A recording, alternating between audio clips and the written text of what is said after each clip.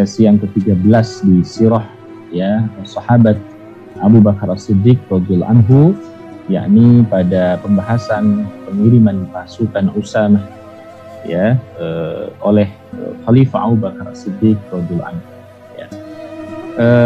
Terus kalian yang dirahmati Allah Subhanahu wa taala, ingin sampaikan bahwa pengiriman pasukan Usamah ibn Zaid ibn Harithah ini merupakan lanjutan dari semacam perseteruan ya, atau kemudian hadap-hadapan fist to fist ya antara negara Islam Madinah dengan Bizantium Romawi.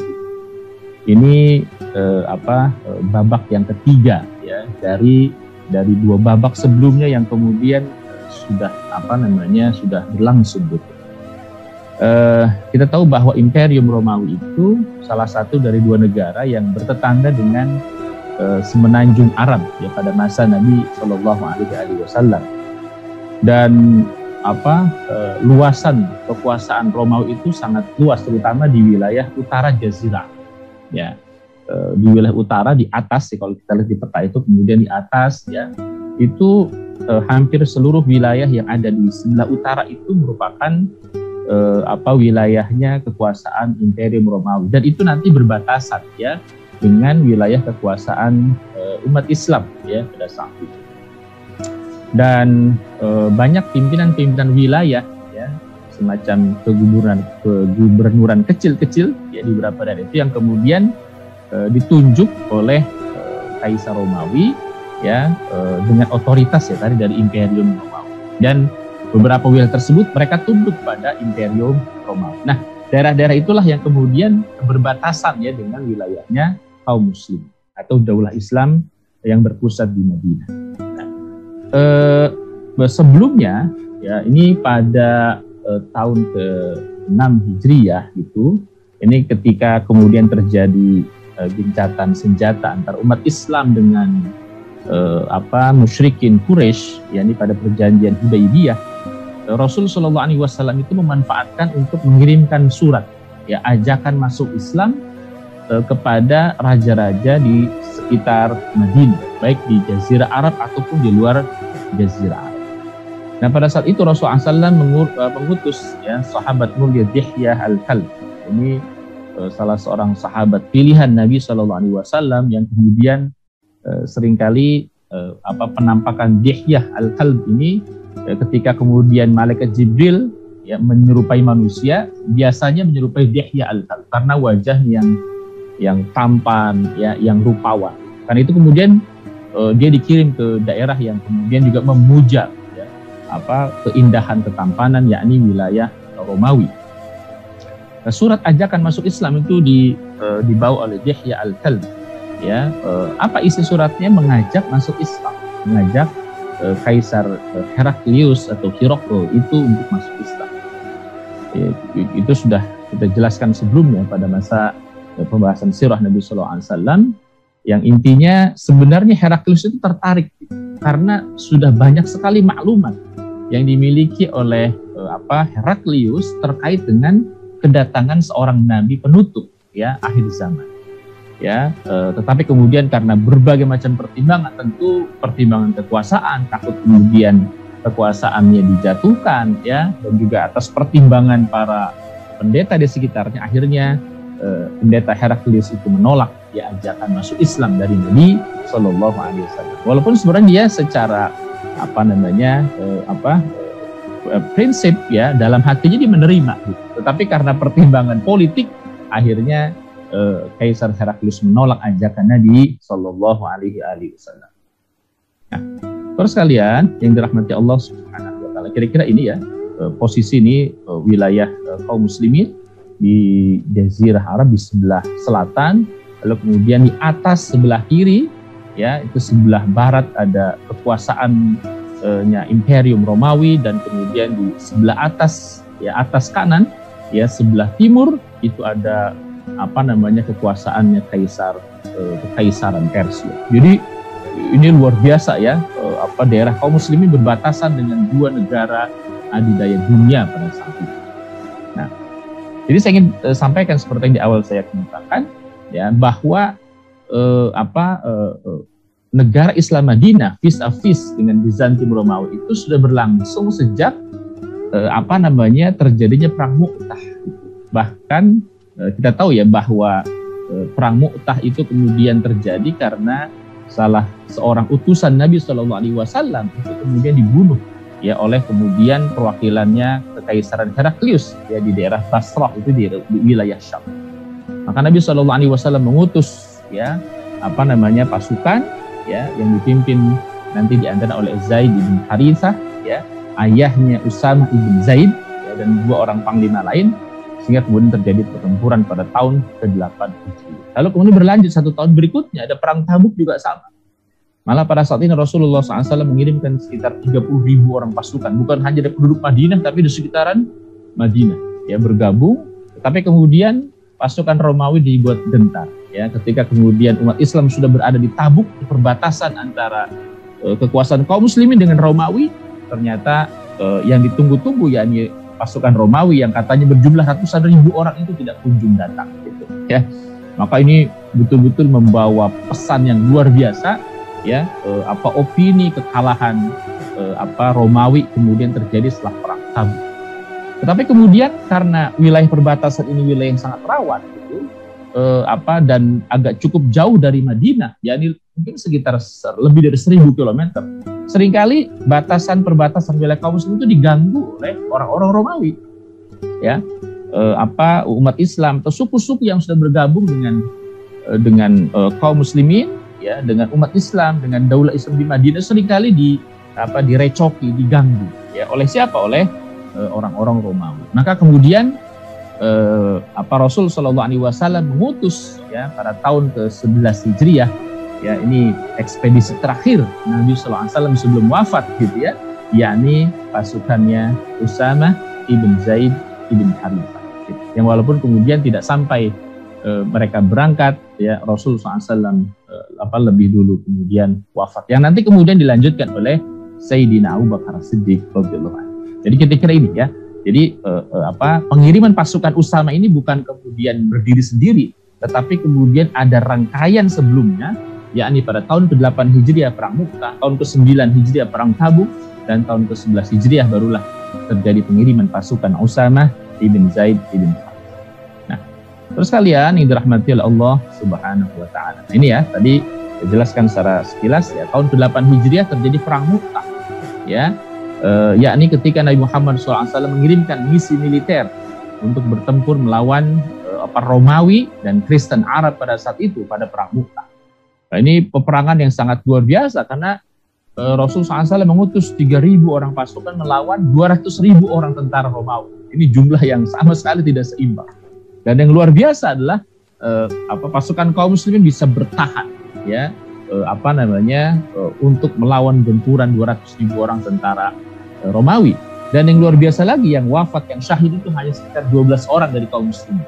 Nah, termasuk 3 di antaranya adalah panglima yang diangkat oleh Nabi Shallallahu Alaihi Wasallam. Ya, karena kata Nabi SAW ketika terbunuh Zaid bin Harithah, maka yang menggantikan ada Ja'far ibn Abi Thalib. Ketika Ja'far wafat, ini digantikan oleh Abdullah ibn Rawaha. Dan 3-tiganya kemudian syahid pada perang Mu'tah. Dan kita tahu, rahmati Allah, Zaid ibn Harithah, nah ini ya, panglima pertama yang diangkat oleh Nabi Shallallahu Alaihi Wasallam adalah ayahnya Usamah ibn Zaid. Nah, nanti ada hubungannya gitu. Kenapa Rasulullah SAW mengutus Usamah ibn Zaid ke daerah wilayah tempat ayahnya kemudian wafat syahid pada saat itu. Ya, jadi ada rangkaian hubungan ya, kira-kira gitu. Di mana itu terjadi perang Mu'tah ya, kalau sekarang itu wilayah di Jordania, di salah satu wilayah di Karak ya. Alhamdulillah Al-Fakir sudah beberapa kali ke wilayah tersebut, ziarah ke makamnya Sayyidina Zaid bin Harithah, Sayyidina Ja'far ibn Abi Thalib, dan Sayyidina Abdullah ibn Rawaha. Nah, ini kira-kira makamnya Sayyidina Zaid bin Harithah. Ada juga makam Sayyidina Ja'far ibn Abi Thalib terpisah ya, juga dengan bangunan yang megah dan agak jauh dari lokasi pemakaman 2 sahabat mulia adalah sahabat Abdullah ibn Rawaha. Ya, konon katanya kenapa makam mereka terpisah? Itu kemudian kenapa mereka dimakamkan di tempat tersebut, karena disitulah kemudian tempat dia syahid. Ya, jadi syahidnya sahabat mulia Zaid bin Harithah di situ, maka kemudian dikuburkan di situ. Ya, lalu kemudian di atas sedikit ya itu ada masih di satu area makam Ja'far bin Abi Thalib. Lalu kemudian di luar area itu agak jauh makamnya Abdullah ibn Rawah, sahabat mulia Abdullah ibn Rawah. Baik ya, terus kalian dirahmati Allah Subhanahu wa taala. Nah, kita tahu sebab terjadi perang Mu'tah, sekilas saya jelaskan ini sebagai background ya. Ketika Rasul mengirim utusan untuk mengirimkan surat kepada Harith bin Umair ya, Raja Busra ya, pada saat itu ya, utusan Rasulullah adalah Harith bin Umair kepada Raja Busra ini, Harith bin Abi Syamr al-Ghassani ya, sekutunya Romawi pada saat itu, yang kemudian utusan kaum muslimin itu kemudian dibunuh ya oleh Harith ibn Abi Syamr al-Ghassani, sekutunya Romawi.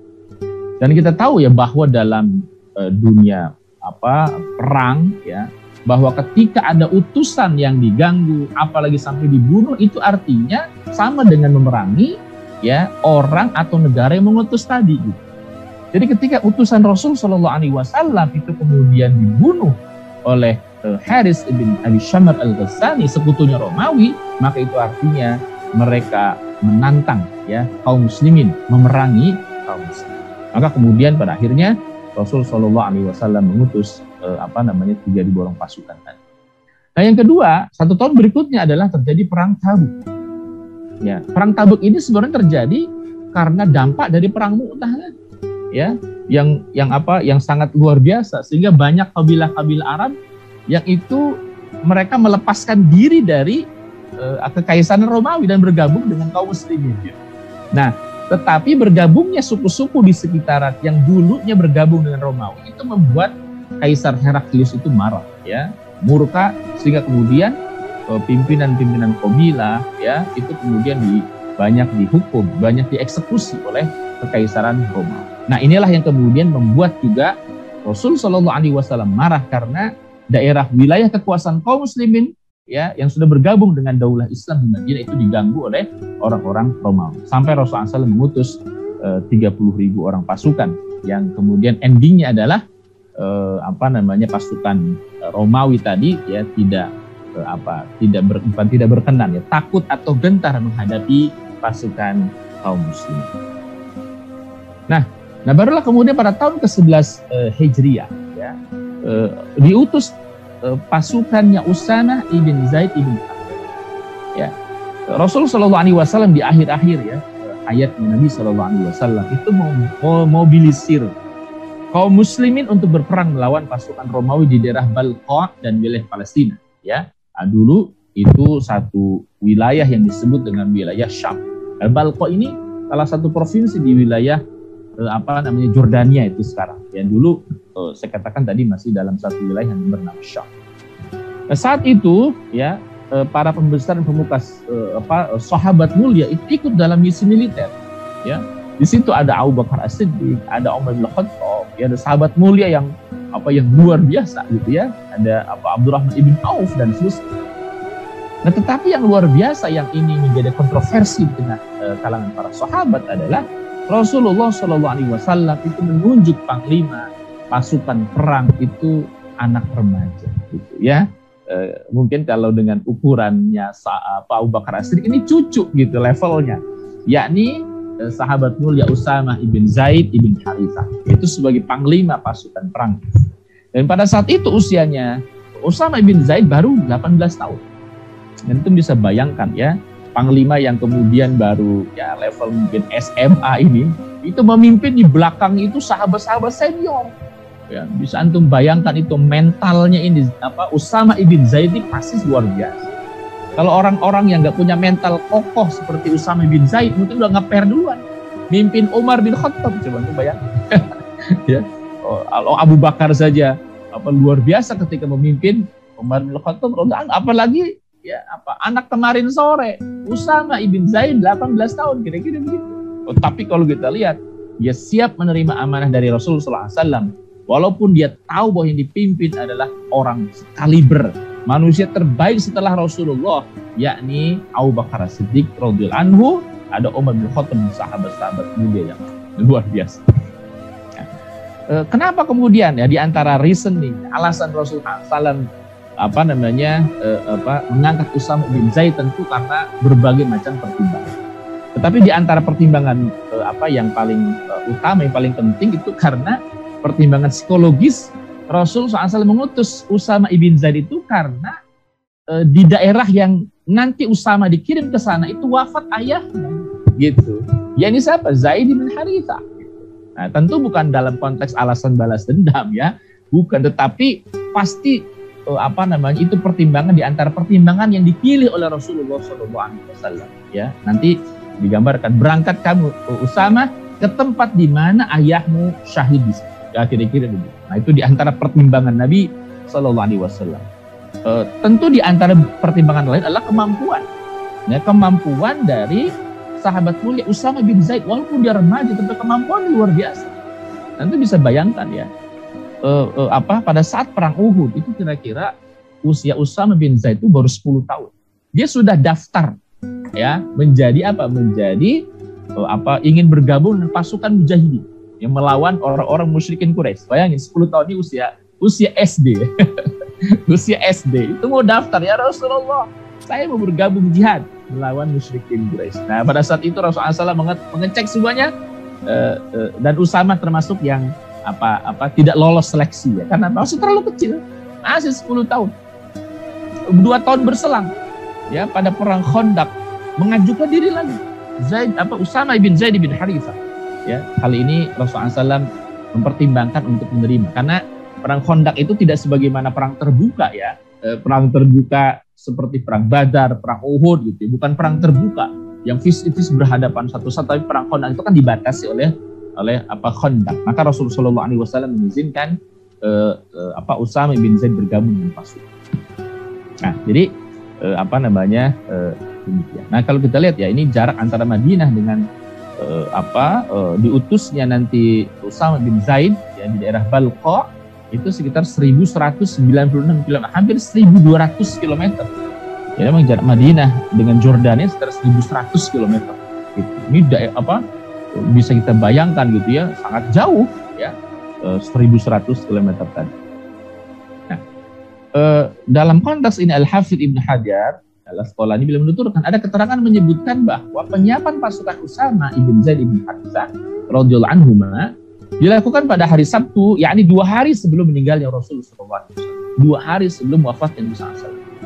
Yang sebenarnya misi ini sudah direncanakan sebelum Nabi Muhammad SAW jatuh sakit. Ya, sudah direncanakan sebelum Nabi jatuh sakit, tapi kemudian baru terrealisir sekitar 2 hari sebelum. Ya, dan pada saat itu Rasulullah menyeru dan memobilisir kaum muslimin untuk ikut dalam misi militer melawan pasukan Romawi pada akhir bulan Safar. Dan Rasulullah SAW memanggil Usama. Ya, secara khusus Usama dipanggil dan Rasulullah SAW mengatakan kepada Usama bin Zaid bin Harithah radhiyallahu anhu, "Sir ila mawdi'i maqtali abika fa awti'uhumul khayla faqad wallaituka hadzal jaish." Nah, itu di antara pertimbangannya. Pergilah engkau, kata Nabi, ke tempat terbunuhnya ayahmu Zaid bin Harithah, lalu seranglah mereka, karena sungguh aku mengangkatmu sebagai panglima atas pasukan.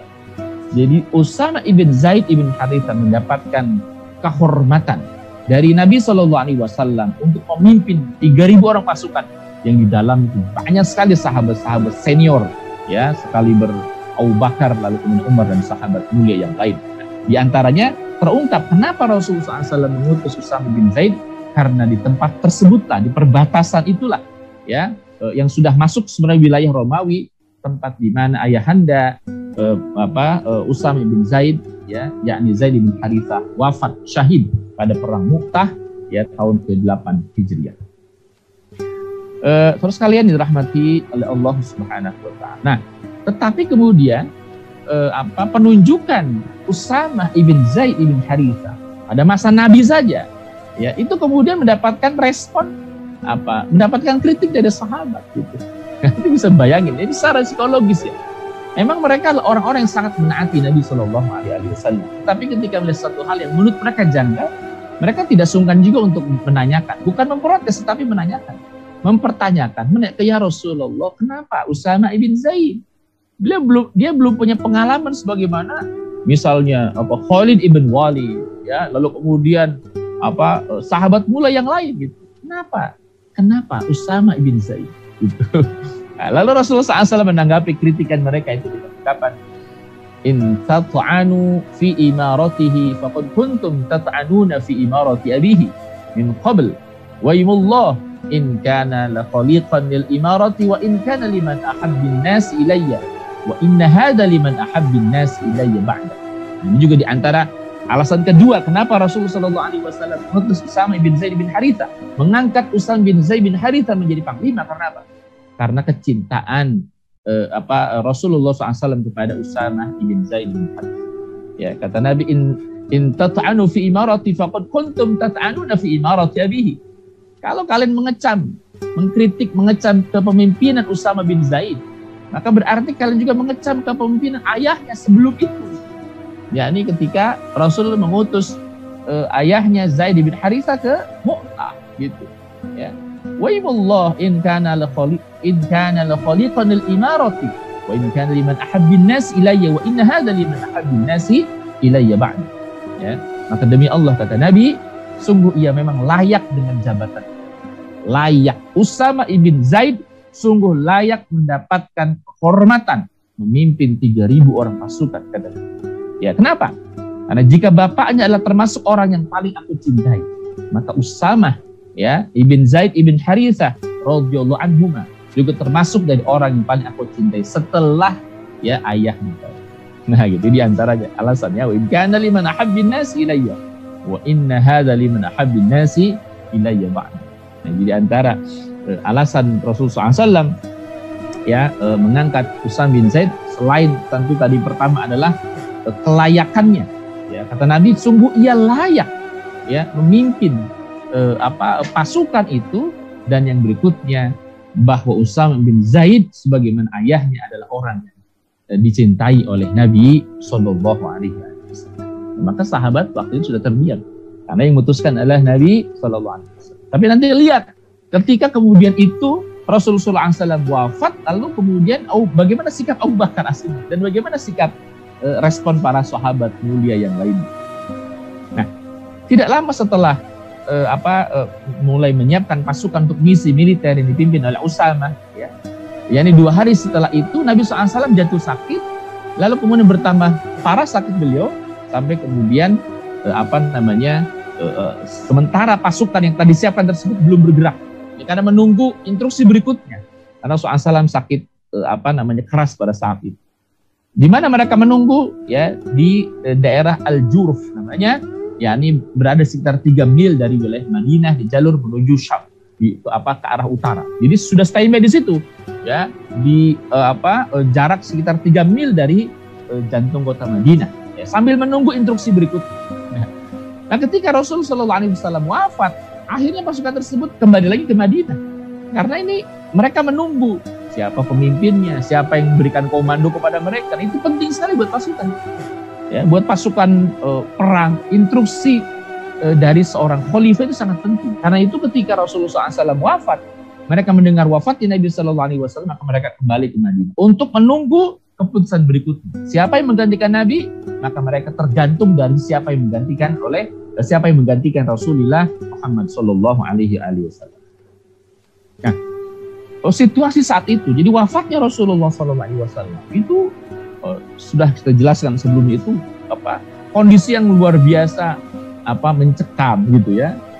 Karena apa? Karena setelah diketahui Rasulullah SAW wafat, itu beberapa suku di sekitaran Madinah, ya, yang sebelumnya mereka masuk Islam, ya, beberapa suku di antara mereka itu kemudian murtad. Gitu. Orang-orang munafik mulai menampakkan giginya, lalu kemudian sebagian orang-orang itu kemudian murtad, ya, keluar dari Islam. Jadi ini digambarkan oleh Aisyah radhiyallahu anha. Beliau menggambarkan situasi yang kira-kira sangat mencekam pada saat itu gitu. Rasulullah SAW wafat, lalu kemudian pasukan Usama ibn Zaid ibn Harithah kembali ke Madinah, banyak orang-orang yang murtad keluar dari Islam. Kata Aisyah radhiyallahu anha beliau mengatakan ketika Rasulullah SAW wafat, maka orang-orang Arab murtad dan kemunafikan mulai muncul ke permukaan. Orang-orang yang awalnya menyembunyikan kemunafikan, dia menampakkan itu ke permukaan.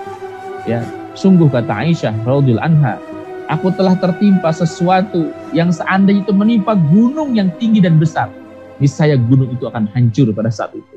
Pada saat Nabi Muhammad SAW waktu seolah-olah sana seperti domba, ya, di perkebunan pada malam yang hujan di tanah yang penuh dengan binatang buas. Ini bisa bayangin. Jadi tamsil yang disampaikan oleh Aisyah radhiyallahu anha seperti itu. Ya, seolah seperti umat Islam saat itu seperti halnya domba di tengah kebun, ya, di tengah malam, di tengah hujan, ya, itu nggak terbayang, dingin, ya, panik, ya, kira-kira gitu. Ya, dan di situ banyak sekali binatang buas untuk menggambarkan banyak orang-orang murtad yang siap-siap menyerang Madinah. Luar biasa. Nah, lalu bagaimana sikap setelah Sayyidina Abu Bakar As-Siddiq terpilih menjadi khalifah, baiat menjadi seorang khalifah?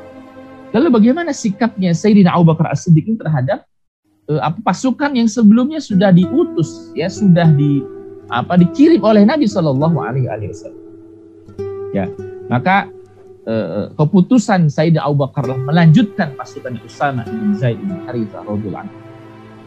Ketika Abu Bakar memegang tampuk kekhilafahan, maka pada hari ketiga dari wafatnya Nabi, ia merintahkan seorang laki-laki untuk menyampaikan takmim, pengumuman kepada masyarakat bahwa pengiriman misi militer Usamah dilanjutkan dan tidak ada satupun personil pasukan Usamah yang tertinggal di Madinah, melainkan dia harus segera berangkat menuju kamp militer di Al-Jurf yang jaraknya 3 mil dari kota Madinah. Ini keputusan penting dari Sayyidina Abu Bakar As-Siddiq dan tidak mudah gitu. Nah, ini nanti kita lihat ya bagaimana sosok kepemimpinan Sayyidina Abu Bakar As-Siddiq ini mengambil keputusan yang sangat krusial, keputusan yang sangat genting pada saat itu. Kenapa disebut genting? Nanti dilihat bagaimana respon para sahabat. Kenapa mereka menganggap pos itu keputusan Abu Bakar Siddiq radhiyallahu anhu untuk meneruskan misi militernya, ya, pasukan Usamah tadi ke wilayah Balqa di daerah Syam. Ini keputusan yang sangat beresiko. Sangat beresiko. Kenapa dikatakan sangat beresiko? Karena tadi berita tentang wafatnya Nabi sudah tersebar kemana-mana. Begitu cepat. Sehingga suku-suku di Jazirah Arab itu yang awalnya mereka masuk Islam, mungkin karena ta'zim kepada Nabi, kepercayaan kepada Nabi. Setelah Rasul wafat mereka, ya sudah, Nabinya nggak ada, ya, Rasulnya nggak ada, pemimpinnya nggak ada, murtad lagi mereka. Ini tentu karena juga di antara sebabnya mereka berislam, ya, pada saat itu belum betul-betul tersampaikan pembinaan kepada mereka. Ya. Nah, jadi keputusan Sayyidina Abu Bakar untuk meneruskan pasukan Usamah bin Zaid bin Harithah radhiyallahu anhu, yaitu keputusan yang sangat beresiko luar biasa. Nanti kita lihat di mana resikonya itu dari tanggapan ya para sahabat-sahabat dulu. Ya. Nah, pada saat itu muncul usulan-usulan untuk membatalkan pengirim pasukan. Ada sebagian sahabat yang ngasih masukan kepada Abu Bakar As-Siddiq, ya, pada khalifah untuk sudahlah, nggak usah diberangkatkan ini. Apa kata mereka?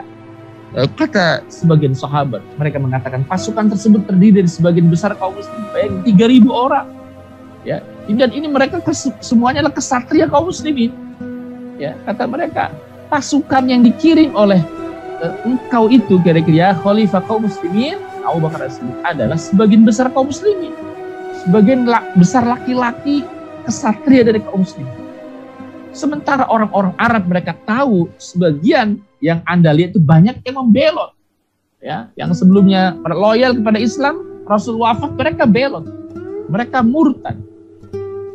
Maka dari itu kata mereka, tidak seyogianya Anda memecah-mecah jamaah kaum muslimin, satu di Madinah, sebagian kecil, kemudian kondisi yang rawan seperti itu, Anda malah mengirimkan pasukan terus ke wilayah yang jauh sekali, jaraknya 1.000 km gitu kira. Ini dianggapnya memecah-mecah gitu, tidak. Justru harusnya kaum muslimin solid gitu di Madinah. Khawatir ada serangan ke Madinah yang sudah selesai. Gitu. Karena jika Anda tetap mengirimkan pasukan tersebut, kata mereka nih, para sahabat-sahabat ya, maka kaum muslimin yang tersisa di Madinah tinggal sedikit aja. Dan ini sangat beresiko. Bagaimana kalau kemudian ya apa namanya orang-orang luar itu yang murtad itu menyerang Madinah itu gimana? Sementara pasukan terbaik dikirim keluar yang jaraknya sangat jauh, gitu kira-kira. Ini yang dia khawatirkan oleh para sahabat. Itu apa? Nah, kita lihat bagaimana dilemanya ya apa Abu Bakar Siddiq yang mendapatkan berbagai macam masukan dari para sahabat yang ada saat itu. Dari camp militer di Al-Juruf, Usamah mengirimkan Umar bin Khattab. Nah, ini juga sama ya. Jadi sebagian orang di Madinah itu apa namanya dalam tanda petik protes. Ya Abu Bakar, ya Khalifah kaum muslimin bagaimana? Kalau engkau tetap kirimkan pasukan 3.000 orang ke Balqa, ke Syam, bagaimana dengan nasib Madinah? Ini juga yang dikhawatirkan oleh Usamah ibn Zaid bin Harithah. Ini kalau mereka mengkhawatirkan keamanan Madinah, mereka mengkhawatirkan keamanan Khalifah kaum muslimin Abu Bakar Siddiq. Sampai-sampai Usamah bin Zaid bin Harithah mengutus Umar yang sudah ada di Al-Juruf. Umar udah gabung tuh dengan 3.000 orang pasukan, udah gabung ke situ. Ya. Kata Usamah bin Zaid berangkat Usamah bin Zaid mengutus sahabat mulia Umar yang mungkin lebih didengar suaranya oleh Khalifah Abu Bakar Siddiq untuk menemui beliau dan menyampaikan baiknya pasukan Usamah ini nggak dilanjutkan. Kata Usamah.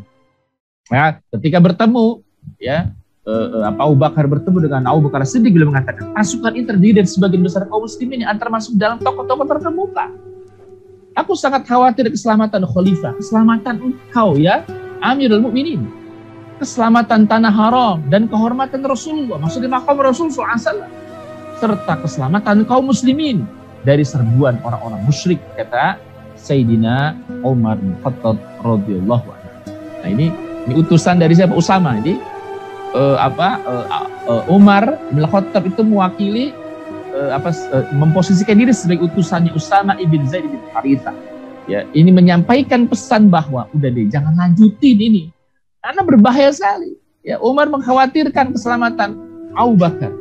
Ya, mengkhawatirkan keselamatan, keamanan tanah haram, kehormatan Rasulullah SAW, ya, maqam Rasulullah SAW, dan keselamatan kaum muslimin dari serbuan orang-orang musyrik pada saat itu.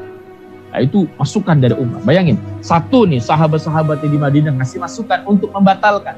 Yang kedua, Usamah bin Zaid melalui Umar bin Khattab juga mengusulkan untuk membatalkan. Ya, tetapi kemudian berbagai macam usulan itu tidak membuat Abu Bakar Siddiq itu bergeming. Ya, Khalifah Abu Bakar Siddiq tidak menyetujui usulan tersebut dan tetap pada pendirian untuk tetap melanjutkan misi militer, ya, menuju wilayah Balqa, ya, Syam. Walau bagaimanapun situasi dan kondisi serta ya apapun akibatnya. Maka Usamah bin Zaid bin Harithah dan para stafnya merasa tidak setuju dengan langkah yang dilakukan oleh Khalifah Abu Bakar Siddiq yang tetap bersikukuh dengan pendapat tadi. Nah, kali itu mereka melakukan berbagai macam upaya untuk meyakinkan Abu Bakar Siddiq sebagai khalifah bahwa usulan dan pemikiran mereka adalah benar dan tepat. Maksudnya usulan untuk membatalkan pasukan Usamah ibn Zaid bin Harithah radhiyallahu anhu itu tepat. Jangan dikirim di pasukan bahaya. Nah, terus kalian dirahmati oleh Allah Subhanahu wa taala. Maka oke lah, kalau demikian kata Abu Bakar, kita rapat darurat. Karena banyak yang desakan tuh dari berbagai macam pihak, maka membuat Abu Bakar Siddiq itu menampung apa yang sebenarnya menjadi alasan mereka ingin membatalkan pengiriman pasukan Usamah bin Zaid bin Harithah. Ya, maka diadakanlah pertemuan darurat pada saat itu dan Abu Bakar memanggil ya kaum muhajirin, tokoh-tokoh muhajirin, tokoh-tokoh Ansor untuk mendiskusikan persoalan tersebut. Di dalam pertemuan tersebut terjadi diskusi, perdebatan yang sangat panjang. Intinya apa? Sebagian besar nggak setuju. Sebagian besar, ya wahai khalifah, jangan teruskan, ini bahaya. Ya, ini orang-orang murtad mengancam kita, orang-orang musyrik mengancam kita, bahaya. Dan di antara sahabat yang paling keras tentunya Umar bin Khattab. Ya, Umar keras sekali. Tapi kan Umar pun sadar, paham bahwa yang menjadi khalifah adalah Abu Bakar Siddiq. Maka dia, ya, seluruh kaum muslimin menunggu bagaimana keputusan khalifah kaum muslimin Sayyidina Abu Bakar Siddiq radhiyallahu anhu. Ya, alasan Umar seperti yang tadi disampaikan, dia mengkhawatirkan keselamatan Abu Bakar sebagai khalifah, ya, kehormatan tanah haram, tanah Madinah pada saat itu, kehormatan Rasulullah, ya, dan Madinah secara keseluruhan dari ancaman orang-orang musyrik dan orang-orang yang. Nah, ketika banyak tokoh sahabat yang menyatakan sikap nggak setuju terhadap pendirian Khalifah Abu Bakar Siddiq dan menyatakan akan adanya bahaya serius yang mengancam Madinah kalau Khalifah tetap bersekukuh memberangkatkan pasukan Usamah menghadapi pasukan Romawi, maka Khalifah ya pada saat itu menutup diskusi dan mengakhiri pertemuan yang pertama. Ya, kata Abu Bakar, oke, saya sudah nangkep apa yang kalian sampaikan. Pertemuan ditutup. Ya. Setelah ia mendengar pendapat, pandangan, masukan semua pihak, ya, dan memberikan kesempatan penuh semua pihak dan tokoh terbuka untuk mengutarakan pendapat dan pandangan masing-masing, maka kemudian berikutnya Abu Bakar Siddiq memutuskan sesuatu. Yani apa? Abu Bakar saat itu memanggil, ya, mengumpulkan kaum muslimin di masjid, dan dalam pertemuan tersebut Abu Bakar meminta para sahabat untuk melupakan pemikiran, melupakan ide gagasan untuk membatalkan rencana tersebut yang telah ditetapkan Rasul Sallallahu Alaihi Wasallam pada saat sebelumnya. Apa yang dikatakan oleh Abu Bakar Siddiq radhiyallahu anhu, beliau mengatakan ia tetap akan merealisasikan rencana tersebut walau seandainya pun hal itu akan mengakibatkan Madinah diserbu oleh orang-orang Arab, ya, orang-orang Arab pedalaman yang muda. Nanti kita lihat rahmatnya Allah, di antara alasan penting Abu Bakar ini adalah apa? Ya, apa? Mengikuti sunnah Nabi Sallallahu Alaihi Wasallam. Itu alasan utamanya. Nanti kita lihat gitu. Ya. Nanti masukan-masukan Abu Bakar semua mentah, semua mental. Abu Bakar sama sekali tidak mempertimbangkan bagaimana itu nanti kondisi dirinya, keselamatan dirinya sebagai seorang khalifah, enggak. Yang difikirkan apa? Yang difikirkan ini rencana Rasul, ini rencana Nabi, ini rencana Rasulullah SAW. Abu Bakar nggak mau membatalkan. Itu alasan utama. Ya, itu alasan utama kenapa Abu Bakar tetap kekeh. Lanjut ini pasukan. Kenapa? Karena ini misinya Rasul Shallallahu Alaihi Wasallam, bukan misinya Abu Bakar, tapi misinya Abu Bakar hanya melanjutkan misinya Rasul Shallallahu Alaihi Wasallam. Saat itu Abu Bakar menyampaikan pidato di hadapan kaum muslimin. Ya, apa kata Abu Bakar Siddiq?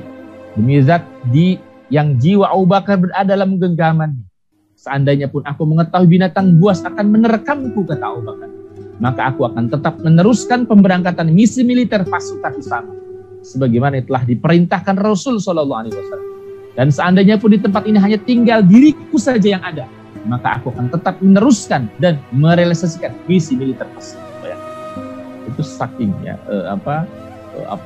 kalau kita lihat dari pernyataan Abu Bakar, statement Abu Bakar jelas sekali alasan kenapa Abu Bakar kekeh memberangkatkan pasukan Usamah, karena ini perintah Nabi Sallallahu Alaihi Wasallam. Abu Bakar sama sekali tidak mengkhawatirkan keselamatan diri. Bahkan dikatakan kalaupun kaum muslimin tinggal Abu Bakar, kira-kira itu ekstrimnya. Kalaupun seluruh kaum muslimin itu hanya tinggal Abu Bakar Siddiq, maka aku akan tetap meneruskan dan merealisasikan misi militer itu. Ya sudah, ya sahabat mulia yang lain kemudian tidak karena ini keputusan dari khalifah, mereka sami'na wa ata'na. Tapi ada satu hal lagi, oke, kata mereka, oke, kita berangkat, tapi tolong panglimanya angkat yang lebih tua, gitu.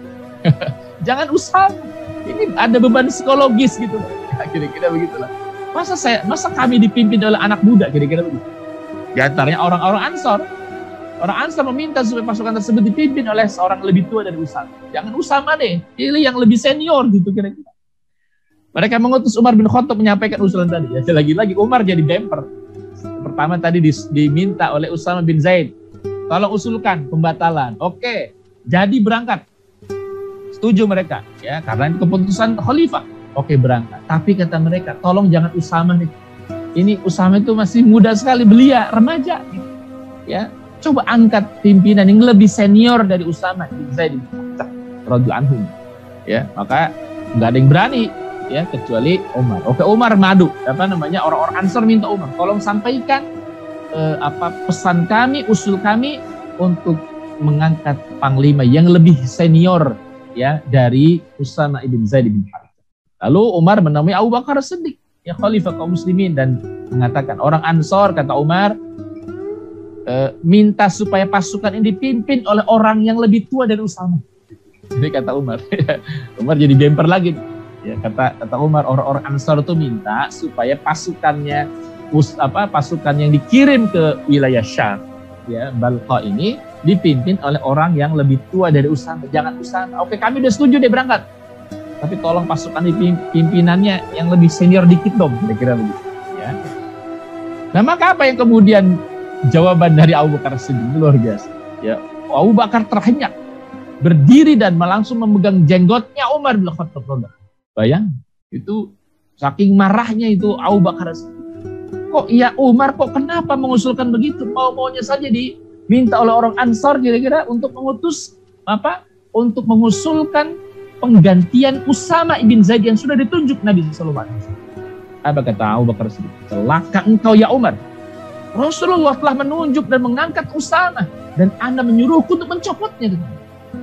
Umar udah gak bisa ngomong apa-apa lagi. Kalau disebut nama Nabi, Umar udah gak bisa ngomong apa lagi. Ya, apa kata Abu Bakar Siddiq? Celaka ente Umar.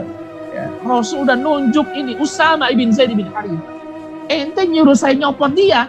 Itu kira-kira kalau bahasa Betawi.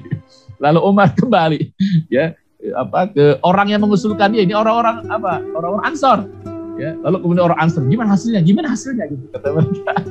Apa kata Umar? Celaka ente semua gitu. Lihat tuh apa yang dapatkan dari Khalifah Rasulullah gara-gara kalian.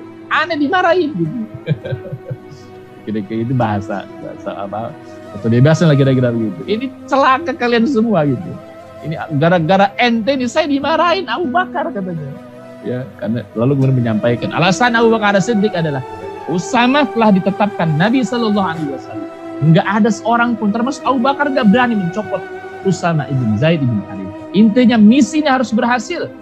Berangkat wilayah Syam menghadapi pasukan Romawi dan dipimpin oleh Usama ibn Zaid ibn Harithah radhiyallahu anhu.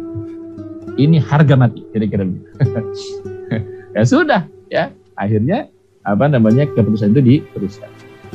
Nah, kemudian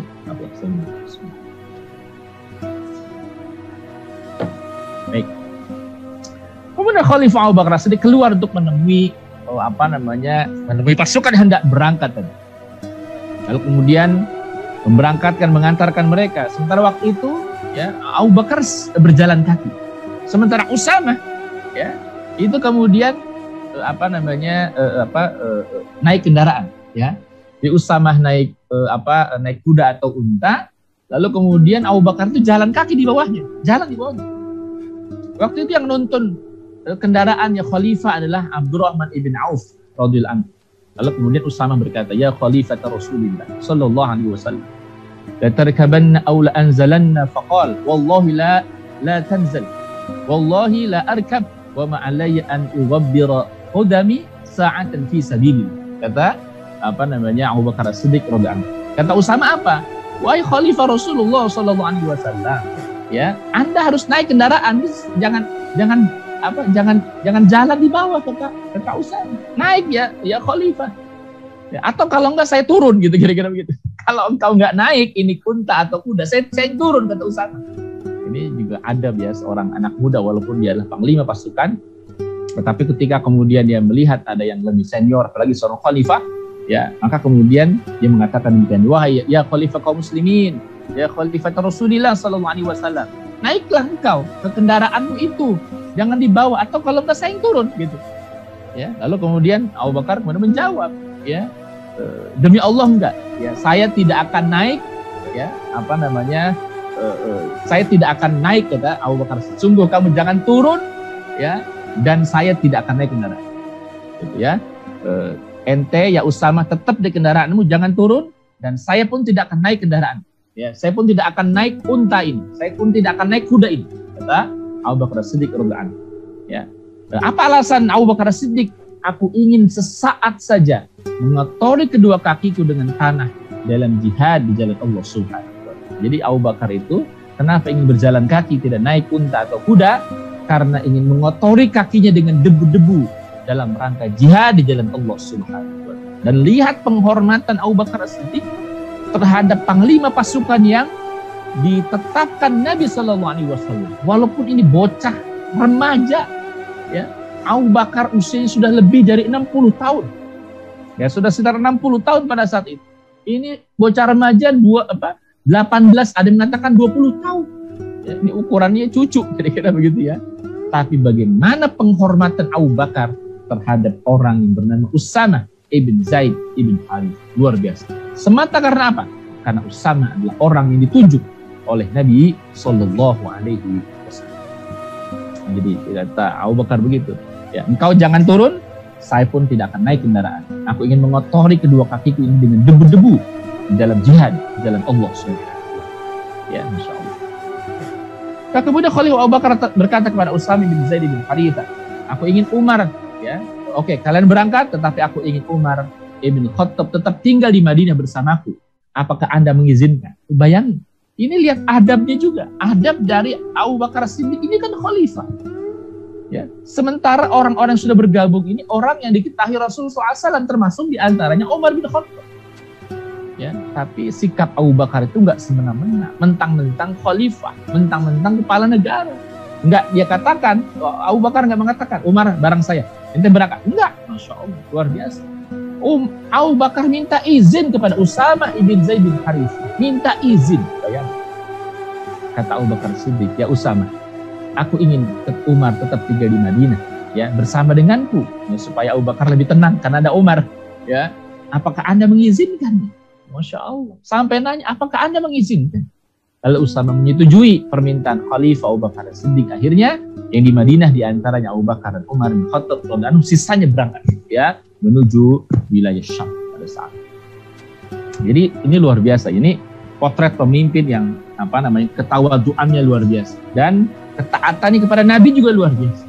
Ya, sampai-sampai kemudian walaupun Usama itu di bawahnya Abu Bakar Siddiq, ya, karena Abu Bakar adalah khalifah kaum muslimin, tetapi karena Umar sudah menjadi bagian, ya, dari pasukan yang ditetapkan Nabi Shallallahu Alaihi Wasallam, maka untuk meminta Umar pun, ya, Abu Bakar harus minta izin kepada panglima pasukan, yakni Usama ibn Zaid ibn Harithah.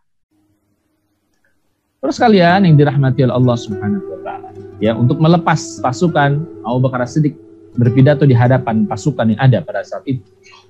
Wahai, ya, kalian semua, berdirilah. Aku wasiatkan kepada kalian 10 hal yang hendaknya kalian jaga. Apa kata Abu Bakar? Yang pertama, janganlah kalian khianat. Janganlah kalian mengambil ghanimah sebelum dibagi ghanimah itu. Janganlah menipu, memutilasi, membunuh anak kecil, membunuh orang lanjut usia maupun perempuan. Jangan kalian merusak dan membakar pohon kurma. Jangan kalian menebang pohon yang sedang berbuah. Dan janganlah kalian menyembelih domba, sapi, dan juga onta untuk, ya, kecuali untuk dimakan. Kalian akan melewati beberapa kaum yang membawakan untuk kalian bejana-bejana yang berisi berbagai macam makanan. Jika kalian memakannya sedikit demi sedikit, sebutlah nama Allah sebelum kalian makan. Ya, kalian juga akan bertemu dengan beberapa kaum yang mencukur bagian tengah rambut mereka saja dan membiarkan sekelilingnya seperti ikat kepala. Tebaslah mereka dengan pedang dan mulailah dengan menyebut nama Allah Subhanahu Wa Taala. Ini juga diantara adab berperang, ya, yang kemudian menjadi SOP, standar operasional prosedur, ya, di dalam Islam. Nggak boleh khianat, nggak boleh ngambil ghanimah sebelum dibagi-bagi, memutilasi, ya, udah meninggal dicacak-cacak gitu, ya, bunuh anak kecil nggak boleh, bunuh orang lanjut usia, bunuh perempuan, nggak boleh merusak, bakar pohon, dan seterusnya dan seterusnya. Ini adab etika berperang yang sangat luar biasa gitu, ya, di dalam Islam. Nah, terus kalian dirahmati Allah Subhanahu Wa Taala. Dan, ya, Abu Bakar As-Siddiq radhiyallahu anhu pun memberikan pesan kepada Usama bin Zaid bin Harith. Khalifah Abu Bakar berpesan kepada Usama, ya, untuk melakukan apa yang diperintahkan Rasulullah Sallallahu Alaihi Wasallam. Setelah dia mengatakan, lakukanlah apa yang sebelumnya telah diperintahkan Rasulullah kepada dirimu. Mulailah dari daerah Qudaa, kemudian lanjutkan ke Abil, daerah wilayah Yordania Selatan. Jangan sekali-kali kamu teledor dalam menjalankan perintah Rasul Sallallahu Alaihi Wasallam. Ya, jadi ini saya ingin sampaikan bahwa misi pasukan Usama dikirim ini adalah untuk mengamankan wilayah perbatasan, ya, yang berbatasan dengan orang-orang Romawi yang pada saat itu mereka seringkali diganggu oleh orang-orang Romawi. Maka dikirimkan pasukan itu untuk membuat orang-orang Romawi gentar, mengirimkan pesan, ente jangan ganggu wilayah kami nih, ini wilayah kaum muslimin. Ya, kira-kira. Maka disitulah kemudian Usama bin Zaid bin Harithah mengawal misi yang disampaikan oleh Nabi Shallallahu Alaihi Wasallam. Nah, apa yang kemudian terjadi? Setelah itu kemudian berangkat. Bisa bayangin ya, sekitar 1.100 sampai 1.200 km perjalanan dari Madinah ke wilayah Jordania pada saat itu, ya, yang dulu satu wilayah ya disebut dengan wilayah Syam.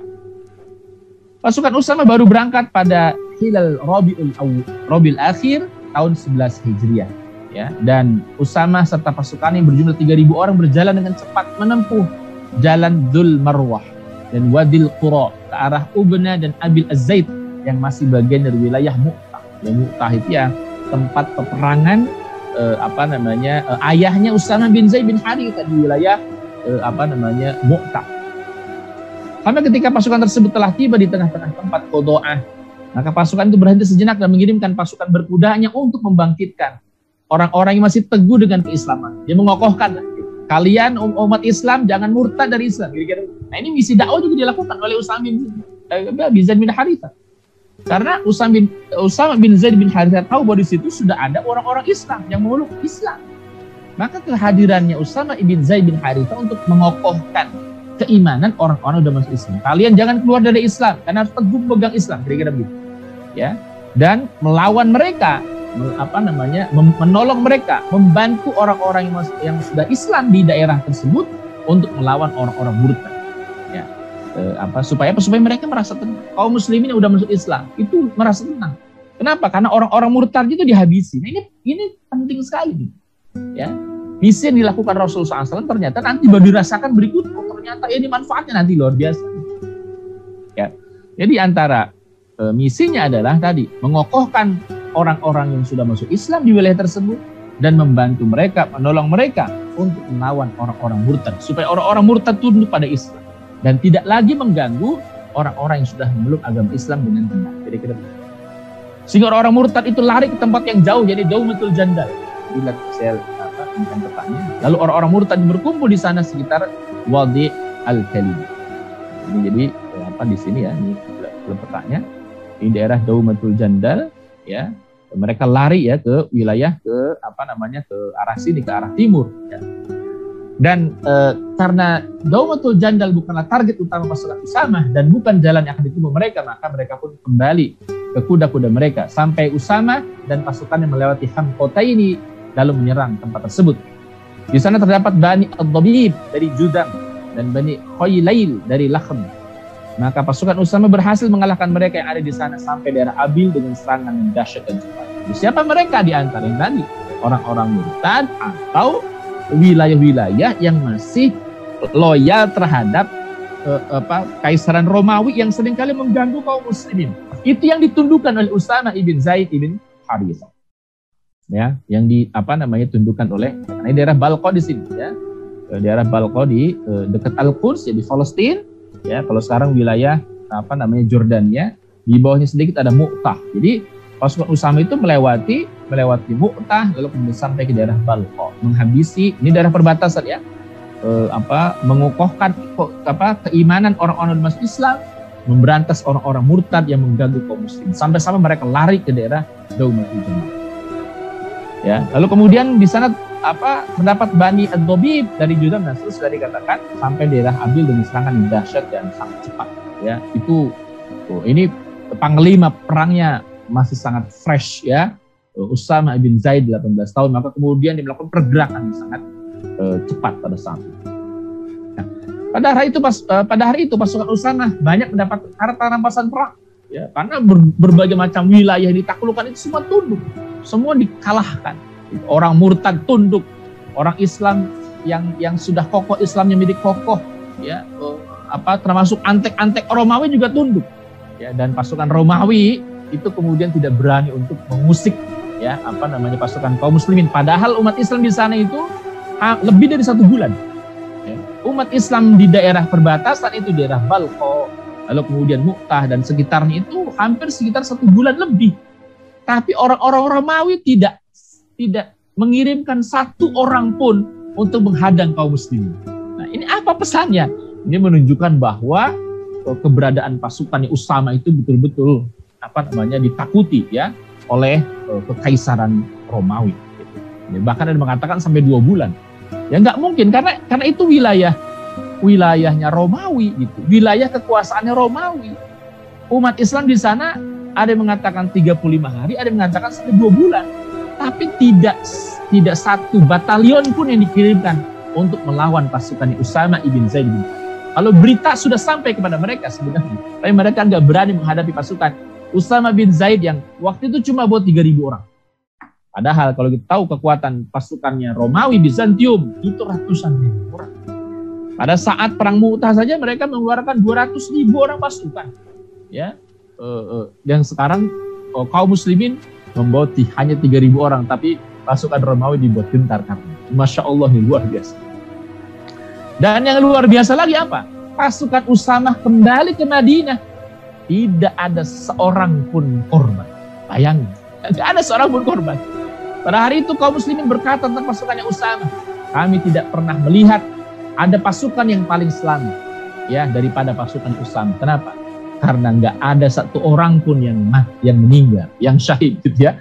Nggak ada satu orang pun yang terluka, yang mati ya pada misi pasukan Usamah ibn Zaid bin Harithah radhiyallahu anhu. Nah, bagaimana reaksi Kaisar Romawi? Tadi saya bilang pasukan Usamah di sana itu lebih dari 1 bulan. Berita tentang kehadiran pasukan Usamah sudah sampai ya ke telinganya Kaisar Romawi, gitu ya. Dan jaraknya juga dekat. Di mana posisi dia berada di Homs. Ya, Homs itu di daerah Suriah sekarang. Itu satu wilayah sangat dekat sebenarnya.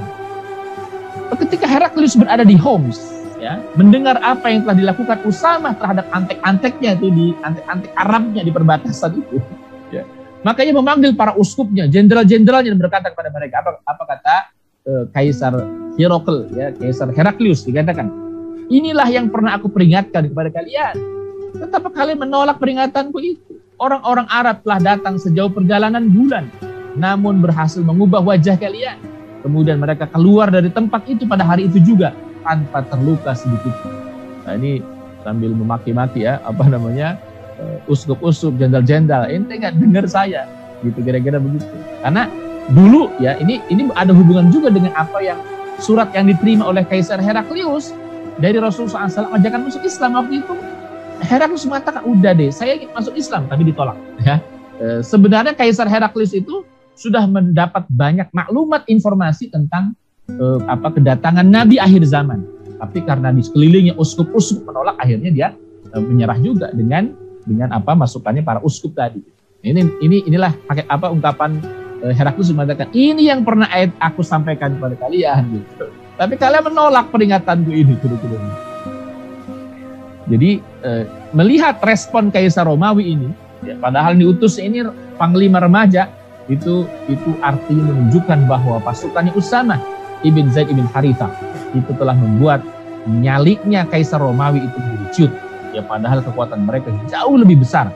Dan ingat bahwa Usamah berada dalam wilayah kekuasaannya Romawi.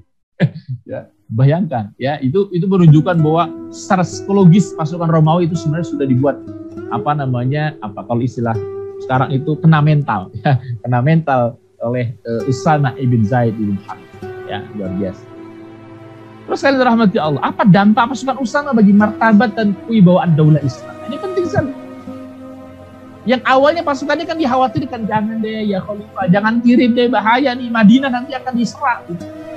Nah, ternyata dampaknya pasukan Usamah ibn Zaid ibn Harith terhadap kewibawaan daulah Islam begitu luar biasa. Pasukan Usamah ya kembali dengan membawa kemenangan dan kesuksesan setelah berhasil menyutkan nyalinya orang-orang Romawi. Orang-orang Romawi pun terheran-heran dan berkata, apa maunya orang-orang Arab ini, gitu. Ya. Pemimpin mereka mati, kemudian mereka melakukan penyerbuan ke tanah kami. Coba, ini logikanya betul gitu. Anda bisa bayangin kan, Pak, pengiriman pasukan Usamah itu hanya selang beberapa hari setelah wafatnya Nabi Sallallahu Alaihi Wasallam. Beberapa hari setelah wafatnya Rasulullah Sallallahu Alaihi Wasallam. Maka mereka terheran-heran tuh. Ini apa sih maunya orang Islam ini? Pemimpinnya mati, kata mereka begitu. Kemudian mereka melakukan penyerbuan ke tanah kami. Apa yang diinginkan gitu? Ya.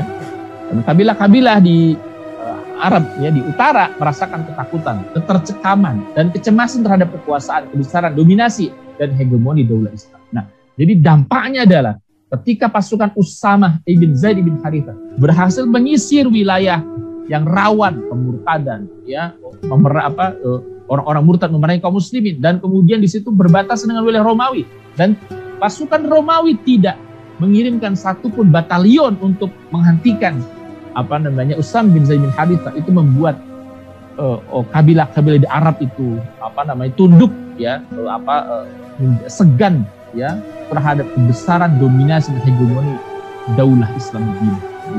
Dirasakan oleh mereka begitu. Mereka membayangkan Romawi ini beratusan tahun ini, pasukan ratusan ribu orang, ya. Madinah hanya baru hitungan tahun ke-11, bayangin, ya.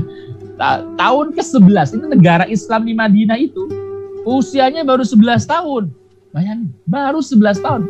Kalau ukuran manusia ini bocah, gitu ya. Masih anak-anak melawan Romawi yang usianya sudah ratusan tahun, dan itu pun dibuat gentar oleh kaum muslimin. Ya, ini luar biasa. Jadi dampaknya apa? Membuat kewibawaan daulah Islam menjadi terangkat luar biasa. Ya, orang-orang Arab itu segan. Nah, akibatnya ternyata luar biasa. Mereka nggak berani menyerang Madinah, gitu loh. Nah, jadi ternyata strategi ini bisa menyasar dua hal sekaligus. Satu, menyasar Romawi menjadi gentar terhadap daulah Islam. Satu lagi, ternyata nggak ada orang Arab yang berani menyerang Madinah. Kata mereka, kalau mereka berhasil menundukkan Romawi, apa jadinya kalau kita nyerang Madinah, gitu? Mungkin gambaran mereka sudah, wah, kalau Madinah pasti lebih kuat lagi, gitu. Nah, jadi sehingga mereka nggak ada yang berani itu menyerang Madinah bersama. Nah, ketika pasukan Usamah yang sukses meraih kemenangan gemilang itu sampai di Madinah, nah, Khalifah Abu Bakar langsung keluar menyambut kedatangan mereka bersama sejumlah tokoh Muhajirin dan Ansar yang tidak berangkat, ya, yang ada di Madinah. Mereka semua keluar dengan penuh riang gembira menyambut pasukan Usamah. Penduduk Madinah menyambut kedatangan mereka dengan penuh kekaguman. Mereka bahagia dengan penuh kebahagiaan, salutan, penghormatan, penghargaan. Ya, salut, mereka angkat topi kepada satu, kepada keputusannya Abu Bakar As-Siddiq, yang kedua terhadap kepemimpinannya Usamah ibn Zaid bin Harithah. Usamah langsung masuk Madinah, ya, masuk Masjid Rasul SAW, Masjid Nabawi, dan melaksanakan sholat di situ sebagai ungkapan rasa syukur atas berbagai macam anugerah dari Allah Subhanahu wa taala, terutama diberikannya kemudahan, kelancaran untuk mengemban misi dari Rasulullah Shallallahu Alaihi Wasallam.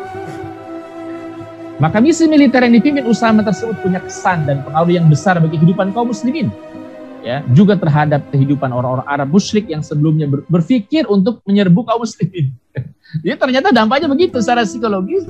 Ternyata mereka jadi nggak berani terhadap kaum muslimin, ya, apalagi suku-suku kecil. Romawi aja gentar, kira-kira begitu logikanya. Romawi saja gentar, apalagi suku-suku kecil di sekitar Madinah. Takut mereka, ya, juga terhadap kehidupan bangsa Romawi yang negeri mereka, ya, yang negeri kaum muslimin membentang hingga berbatasan dengan wilayah Romawi. Maka dengan reputasi dan popularitasnya, pasukan Usamah melakukan apa yang tidak mereka. Nah, rahmati Allah Subhanahu wa taala. Maka terakhir, ya, saya ingin sampaikan terkait dengan sebenarnya siapakah itu Usamah ibn Zaid ibn Harithah. Sekilas saya sampaikan, ya. Siapa Usamah ibn Zaid ibn Harithah? Anak remaja yang baru 18 tahun diutus oleh Nabi. Sampai-sampai Abu Bakar pun gak berani mencopotnya Usamah ibn Zaid ibn Harithah. Usamah ibn Zaid ibn Harithah adalah kesayangan Rasul SAW. Ia adalah putra dari orang yang juga merupakan kesayangan Rasulullah dan anak angkat Rasulullah. yakni apa? Zaid bin Harithah. Ayahnya Usamah jadi Zaid bin Harithah. Dulu ini budak. Nah, jadi dulu Rasul mengutus Zaid bin Harithah menjadi panglima pasukan Mu'tah, ya, selain Ja'far bin Abi Thalib dan Abdullah bin Rawaha. Itu juga diprotes. Kenapa mengutus Zaid bin Harithah? Dia kan mantan budak. Nah, kira-kira gitu. Ya, tentu dijawab oleh Nabi SAW, ya, seperti yang saya jelaskan sebelumnya. Dan dulu budaknya Ummul Mukminin Khadijah radhiyallahu anha, ya, lalu diberikanlah kepada Rasul Shallallahu Alaihi Wasallam. Saat Zaid masih kecil, orang tuanya datang menjemputnya ke Mekah, gitu. Karena dia menjadi tawanan, jadi budak, dijual, dibeli oleh Khadijah radhiyallahu anha. Khadijah menghadiah itu kepada Rasul SAW. Nah, diketahui oleh ayahnya, ya, ayahnya mendatangi Rasulullah meminta agar bagaimana Zaid pulang aja deh. Ternyata Zaid menolak, ya, bersama dengan ayahnya malah ingin ikut bersama Rasul Shallallahu Alaihi Wasallam. Waktu itu kemudian sempat tersematkan Zaid bin Muhammad, ya, sampai kemudian ada larangan untuk menyematkan nama Muhammad SAW di belakang Zaid bin Harithah. Karena itulah Rasul sangat mencintai. Jadi kenapa Rasul sangat mencintai Zaid bin Harithah, ayahnya Usama bin Zaid? Karena Zaid bin Harithah itu lebih memilih Rasulullah ketimbang ayahnya sendiri. Nah, itu yang membuat Rasul sangat cinta terhadap Zaid bin Harithah. Lebih ingin bareng sama Rasul, ingin tinggal bersama Rasul walaupun ayahnya udah jemput. Ayahnya ini bangsawan gitu, ya. Karena suatu peperangan dia ditangkap, dibudak, ya. Jadi dibudak itu bukan karena memang miskin, karena peperangan maka kemudian jadi budak. Nah, Rasul membebaskannya dari status budak dan mengangkatnya sebagai anak. Kedudukan Zaid di Rasulullah SAW juga terbawa pada anak Usama. Jadi Rasul sangat mencintai Zaid bin Harithah. Begitupun ketika lahir anaknya Usama bin Zaid. Usama bin Zaid ini satu usia dengan cucunya Rasulullah SAW, yakni Hasan. Ini satu generasi, ya, satu usia dengan cucunya Rasul Shallallahu Alaihi Wasallam.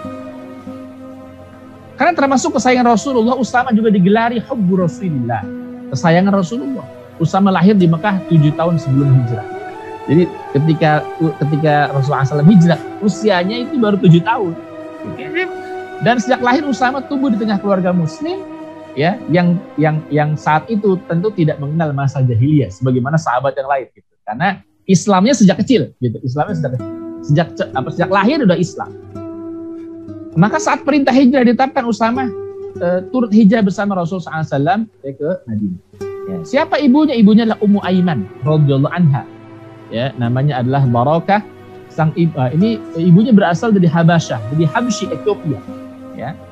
Sang ibu juga merupakan budaknya Rasulullah dan wanita yang pernah menyusui Rasul Sallallahu Alaihi Wasallam. Nah, ini bertambah juga kecintaannya Rasulullah karena ibunya Usama ibn Zaid ibn Harithah, yakni Ummu Aiman, itu adalah orang yang pernah menyusui Rasulullah Sallallahu Alaihi Wasallam. Saat Nabi membebaskan Zaid bin Harithah, beliau menikahkannya dengan Ummu Aiman, maka dari pasangan ini kemudian lahirlah Usama ibn Zaid ibn Harithah. Bagaimana kecintaan Rasulullah pada Usama?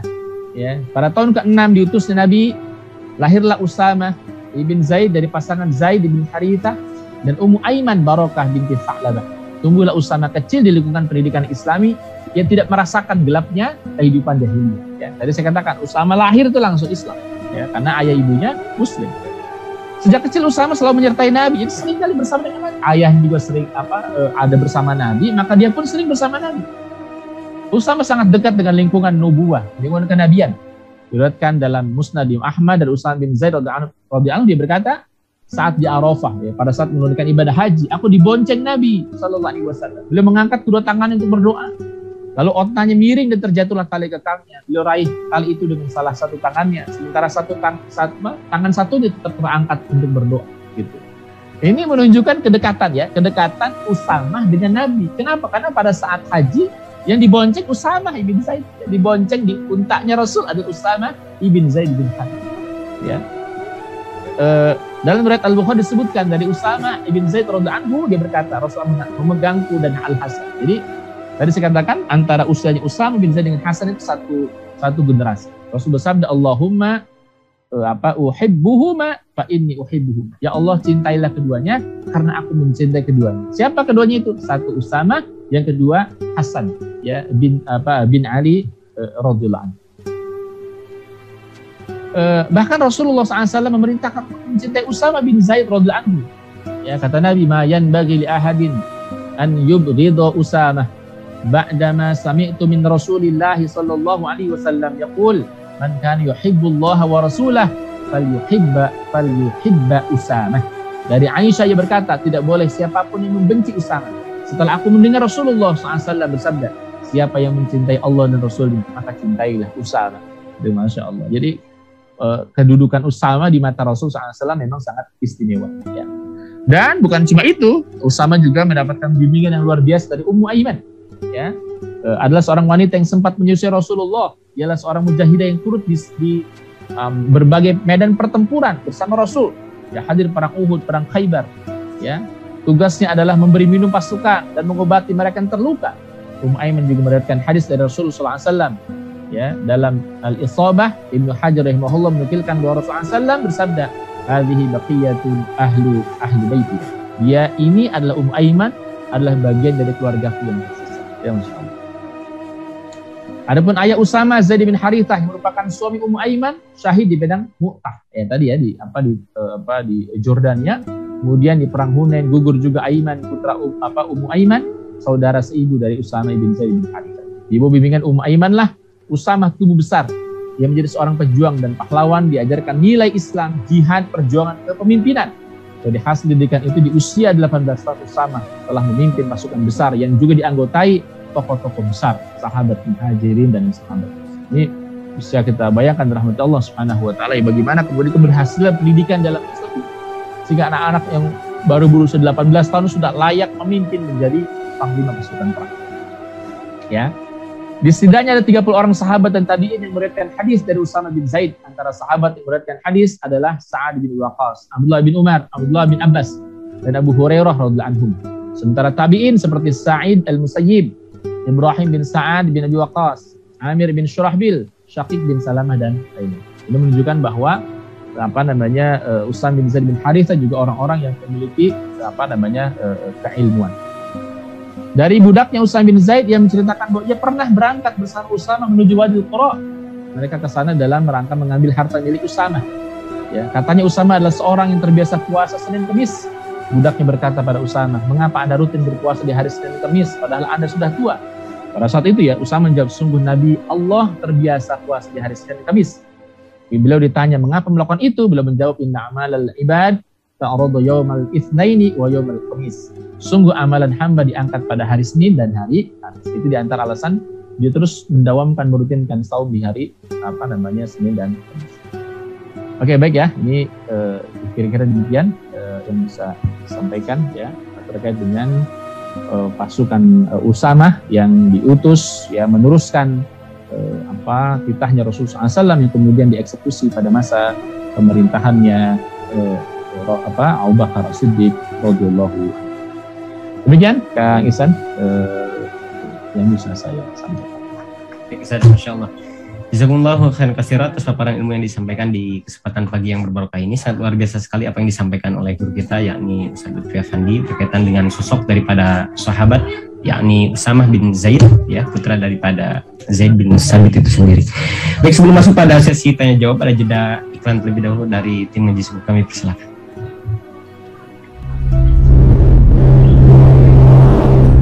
Ternyata dalam penyerangan, terjebak dalam kesesatan, bahkan keluar dari akidah Islam.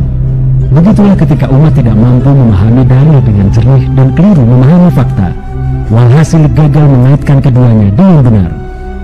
Boleh seorang ahli syariat mengingkari seorang ahli hakikat, namun seorang ahli hakikat tidak boleh mengingkari ahli syariat. Tasawuf tidak boleh menyangkal fikih, bahkan tasawuf tidak sah tanpa fikih. Dikutip dari kitab Qawaid At-Tasawuf halaman 32. Seperti itulah sejoknya seorang muslim memahami tasawuf. Tokoh-tokoh tasawuf di sepanjang abad terus mengisi peradaban Islam. Ada yang menyimpang dari Islam, ada pula yang mampu menjadi tokoh mercusuar peradaban Islam. Lalu bagaimana sebenarnya memahami tasawuf yang benar? Bagaimana mengenali para tokoh-tokoh yang memiliki pemikiran tersebut? Dan bagaimana memahami hakikat yang semakin menajamkan pemikiran dan mendekatkan diri kepada Allah Subhanahu wa Ta'ala? Ramadan bersama Taskif hadir dan mempersembahkan kelas intensif kupas tuntas tasawuf dari sejarah, pemikiran, dan tokoh-tokohnya bersama penulis buku-buku tasawuf Ustadz Muhammad Ayyubi. Inilah kelas yang akan menjernihkan pemikiran umat Islam agar mampu memandang tasawuf dengan benar dan dalam tuntutan syariat Islam.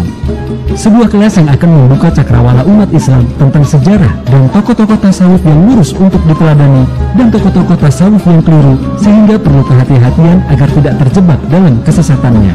Segera daftar di taskif.com. Temukan makna hakikat yang syar'i dan lurus dalam kajian ini.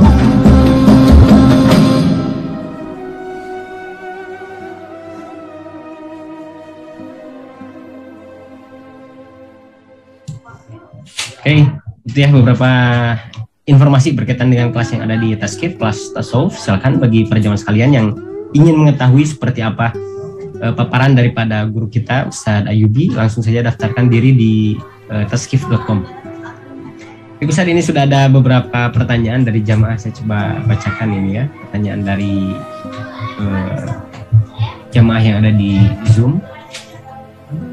Masya Allah Ustadz, katanya ya, kata Umi atas nama Ani Muhammad ya, Ustadz, membentuk seorang remaja mampu dan kapabel menjadi seorang panglima perang kelihatannya sulit pada remaja muslim saat ini Ustadz. Bagaimana menurut Ustadz menumbuhkan jiwa pejuang yang tawadhu pada generasi muda Ustadz? Jazakumullahu khairan katsir. Ya. Ya, memang inilah tantangan kita ya pada saat ini untuk membentuk karakter calon-calon pemimpin menjadi pemimpin yang luar biasa. Dan ini menunjukkan bahwa keberhasilan ya sistem pendidikan pada masa Nabi Shallallahu Alaihi Wasallam. Kenapa? Jadi ini tentu ada perbedaannya dengan kondisi sekarang ya. Itu pada masa Nabi itu yang melakukan tarbiyahnya langsung Rasul Shallallahu Alaihi Wasallam. Di situ juga ada sahabat-sahabat terbaik ya yang kecintaannya kepada Islam, loyalitasnya kepada Islam, Rasulullah itu begitu luar biasa. Selain memang sistem yang sangat kondusif gitu. Ya, lingkungan yang juga sangat kondusif. Maka lahirlah ya orang-orang yang lahir jiwa pemimpin yang luar biasa, dan mereka itu bukan teoritik. Nah, ini penting kan. Jadi kenapa rahasianya? Rahasia itu karena mereka memimpinnya langsung praktek. Gimana prakteknya? Oh banyak ya, terutama dalam perang tadi. Bayangin tadi Usama bin Zaid itu sudah tergerak mau jihad usia berapa? 10 tahun. Ya, 10 tahun usia SD. Nah, itu praktek kan bukan teori. Kalau sekarang kita kepemimpinan itu teori gitu. Ayo ikut kelas kepemimpinan, kelas jadi manajer, kelas jadi direktur. Itu teori semua. Ya, makanya kemudian salah satu hal yang harusnya kita tumbuhkan buat anak-anak kita itu ketika bicara tentang kepemimpinan maka terjunkan dia langsung gitu. Ya, maka di beberapa tempat misalnya pondok pesantren ini juga penting ya. Pada pondok pesantren yang kemudian sudah memberikan misalnya kepercayaan kepada santri-santri untuk memimpin ini. Jadi praktik betul dia mengurus meriayah santri-santri yang lain, ada tanggung jawab misalnya penanggung jawab bahasa, ada penanggung jawab masalah makanan, ada penanggung jawab masalah itu praktek langsung kepemimpinan di sini. Nah, jadi inilah hakikat dari bagaimana kemudian selain tentu lingkungan tadi ya, lingkungan pada masa Nabi kan luar biasa. Para sahabat ketaatannya luar biasa. Ghiroh semangat jihad luar biasa. Maka tadi saya bayangkan, kita bayangin Usama bin Zaid itu sudah tertarik jihad. Bayangin anak kecil jihad. Dan mereka pasti tahu resiko jihad itu apa, mati gitu loh. Tapi daftar ke Rasulullah, ya Rasulullah mau daftar. Kan daftar pesantren ini. Daftar jihad. Ya, pada perang Uhud bayangin, usianya baru 10 tahun kata Nabi. Ya, ini udah balik belum? Dicek sama Rasulullah, belum balik, nggak boleh. Nggak boleh ikut. Ya, itu udah ngotot pengen ikut, bayang Usama bin Zaid. Nah, baru diterima Rasulullah SAW pada perang Khandaq. Udah agak sedikit besar sedikit. Nah, jadi salah satu rahasianya kalau bicara tentang kepemimpinan itu adalah praktek langsung yang dicontohkan dan para sahabat saya itu mencontohkan itu masalahnya. Kita kan enggak. Bicara tentang keteladanan ya, seorang ayah misalnya mengatakan kamu jangan begini ya. Nah, ayahnya melakukan itu. Kamu jangan merokok ya. Ayahnya merokok. Ya. Nah, kamu harus disiplin, kamu harus ke masjid ya. Bapaknya nggak ke masjid.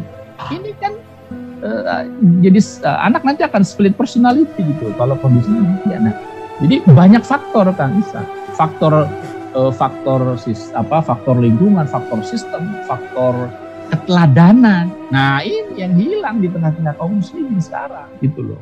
Jadi untuk membentuk anak menjadi seorang leader yang mumpuni itu butuh betul-betul sosok ya yang menjadi teladan mereka, yang menjadi uswah bagi mereka, menjadi teladan bagi mereka. Yang ini belakangan udah hilang di tengah-tengah kaum muslimin. Anak-anak kita kan sekarang disaksikan oleh model-model kepemimpinan yang curang, kepemimpinan yang nggak peduli rakyat, kepemimpinan yang pandai berdusta, ya gimana gitu. Mereka nggak melihat sosok Jadi pada masa itu yang dilihat oleh Usama sosok Rasulullah, sosok Abu Bakar, sosok Umar. Coba antum bayangin. Bagaimana nggak terbentuk karakter pemimpin yang kuat, yang mereka setiap hari lihat adalah Rasulullah, yang mereka setiap hari lihat orang. Maksudnya gini, kalau gitu kita harus kembali ke masa Rasul, bukan itu maksudnya. Maksudnya adalah maka kalau kita menghadirkan kepemimpinan kuat ya kepada generasi kita, di antara hal penting ya selain dari sistem juga yang harus dibentuk adalah apa? Keteladanan tadi ya dari para pendidik, orang tua dan para pendidik misalnya di sekolah atau di pesantren. Maka yakin nanti mereka akan betul-betul jadi orang-orang yang punya kapabilitas ya, termasuk jiwa leadership yang kokoh. Itu kira-kira. Baik, Masya Allah. Jadi sangat penting sekali Ustaz ya untuk para orang tua, apalagi juga pendidik ya, termasuk juga para pendidik di lembaga-lembaga sekolah ketika memang ingin membentuk karakter anak, itu salah satunya dengan memberikan kepercayaan. Praktek betul. Ya, gitu ya, praktek, tanggung jawab gitu ya, Masya Allah. Baik, kemudian pertanyaan selanjutnya Ustaz nih ya, ada pertanyaan. Kemudian Ustaz, apakah di masa para sahabat dulu sempat ada kecemburuan ketika misalnya Abu Bakar As-Siddiq memerintahkan kaum muslimin untuk berangkat berjihad, sedangkan beliau bersama Umar tadi kan disampaikan menetap di Madinah, seperti begitu Ustaz? Apakah ada apa istilahnya itu ya, perkataan-perkataan negatif dari para sahabat, bicara aja seperti itu dan lain sebagainya, ataukah seperti apa Ustaz? Baik, oke ya, ini menarik ya. Jadi sebenarnya begini ya, lazim ya kalau di dalam Islam atau ketika pengiriman pasukan itu khalifah itu bisa memutuskan satu tetap tinggal di jantung pemerintahan ya untuk mengamankan ibu kota negara, atau kemudian ikut dengan pasukan. Nah, itu tergantung nanti kondisinya. Ketika misalnya Rasulullah SAW ya, kenapa ikut Rasulullah SAW ikut perang Badar? Karena kan nggak jauh dari Madinah. Perang Uhud juga nggak jauh dari Madinah. Perang Khandaq malah kemudian mengamankan Madinah gitu ya. Maka Rasulullah SAW ikut terlibat gitu ya di situ. Nah, dan dianggap misalnya ketika Rasulullah SAW Futuh Mekah, perang Hunain segala macam, kenapa meninggalkan Madinah gitu? Dan kemudian mengangkat amir pengganti di Madinah, itu karena Rasulullah SAW menganggap bahwa Madinah aman gitu. Maka kemudian Rasulullah SAW berangkat. Jadi sebenarnya ada dua pilihan gitu. Nah, pilihan pada saat itu adalah tidak memungkinkan Abu Bakar As-Siddiq berangkat bersama dengan Usama bin Zaid bin Harithah. Ya, itu betul-betul kosong kalau begitu. Madinah betul-betul kosong, dan dikhawatirkan betul-betul kejadian yang dikhawatirkan para sahabat itu akan dikhawatirkan terjadi. Gitu. Bagaimana nanti kalau Madinah ada yang nyerang gitu? Ya kita udah kembali ke Madinah, ternyata udah ada orang lain di situ lah gitu. Maka Sayyidina Abu Bakar As-Siddiq memutuskan untuk tetap tinggal di Madinah bersama dengan Sayyidina Umar bin Khattab. Sehingga apa? Misi pasukan ke wilayah Balqa, wilayah Syam berjalan, dan pengamanan wilayah Madinah pun tetap ya dikuasakan pada orang yang punya kompetensi, yakni khalifah ya sebagai Amirul Daulah, dan kemudian diantaranya ada orang yang tentu punya karakter kuat ya dan kokoh seperti Sayyidina Umar bin Khattab radhiyallahu anhu. Dan pada saat itu tidak ada semacam yang mereka istilahnya protes itu, kenapa mengirimkan pasukan ke Syam ya. Yang kedua, kenapa Usama gitu.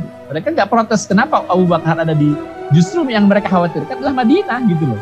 Yang dikhawatirkan sahabat tuh Madinah, jangan ditinggalin Madinah ini gitu. Jadi ketika Abu Bakar dan Umar itu ada di Madinah, mereka jelas tidak protes, karena Madinah lah makom Rasulullah lah, kewibawaan kaum muslimin lah di Madinah yang menjadi ya wallahu a'lam. Masya Allah. Kemudian Ustaz, ada yang bertanya lagi nih, cukup menarik. Islam juga menempa para pemimpin yang jauh lebih matang dan mantap nih Ustaz, dengan kebesaran hati dan logika berpikir yang sangat jernih. Bagaimana agar kondisi tersebut juga ada pada kita sekarang ini Ustaz? Menarik nih.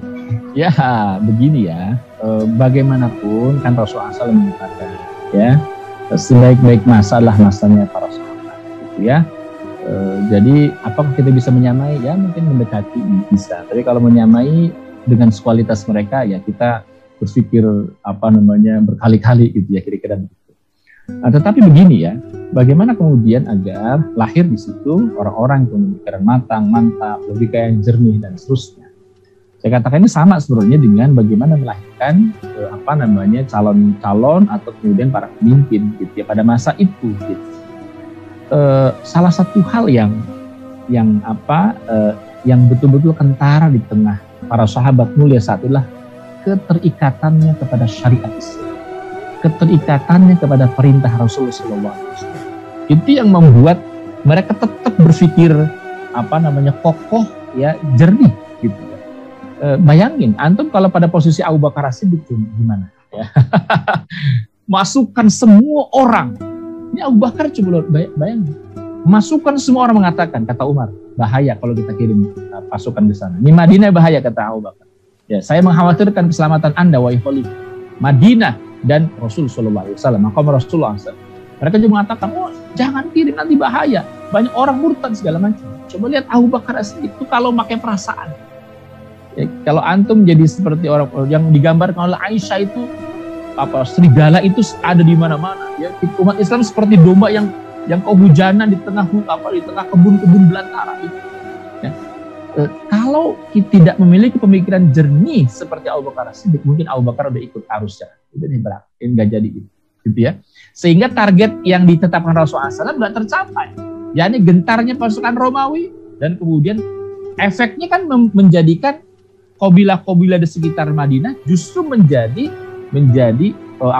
hormat kepada Nabi. Kewibawaan Madinah itu menjadi terangkat luar biasa justru dengan pasukan itu sampai gitu. Nah, jadi yang paling menonjol dari karakter masyarakat pada saat itulah keterikatan mereka kepada syariat Islam, keterikatan mereka terhadap perintah Rasulullah Shallallahu Alaihi Wasallam. Abu Bakar tidak bergeming sedikit pun.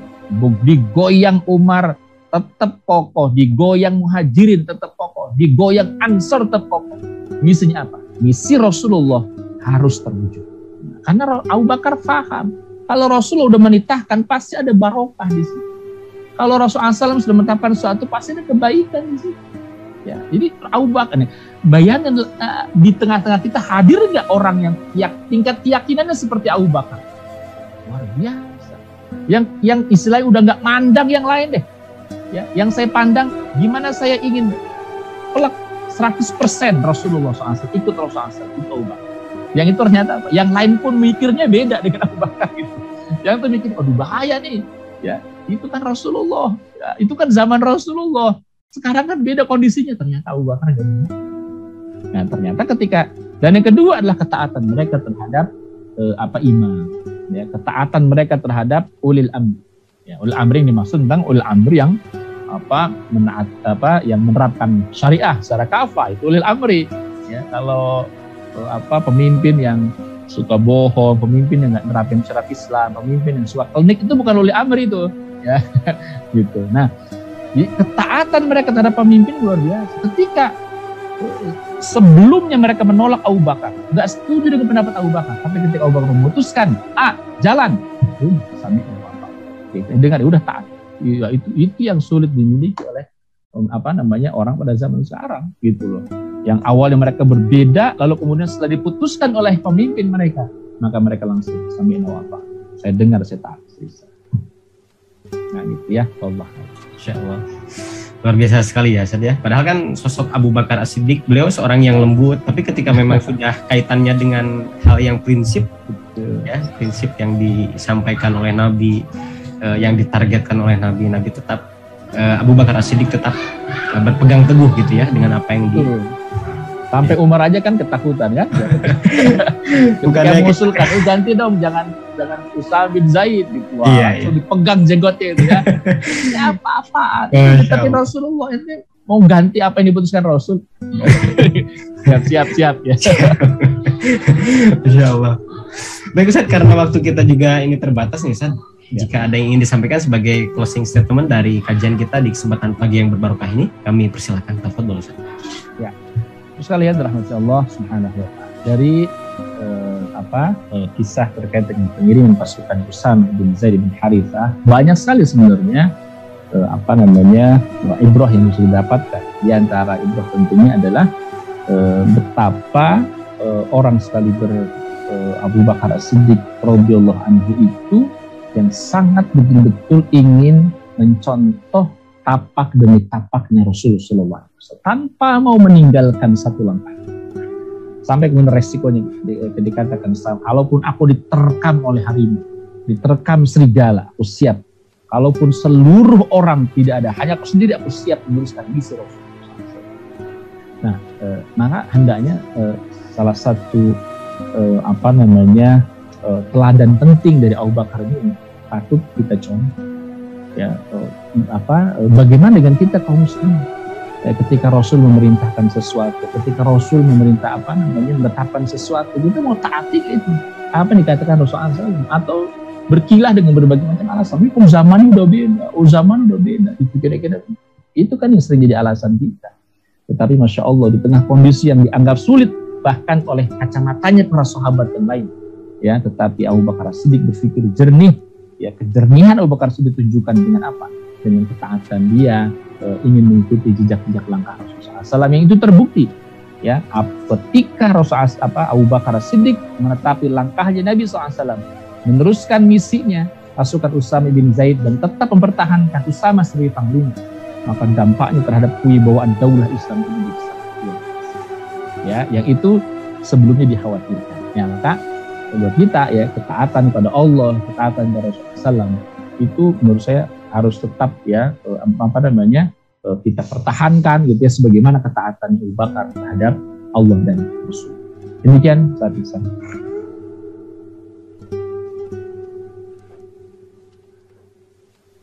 Masih limit.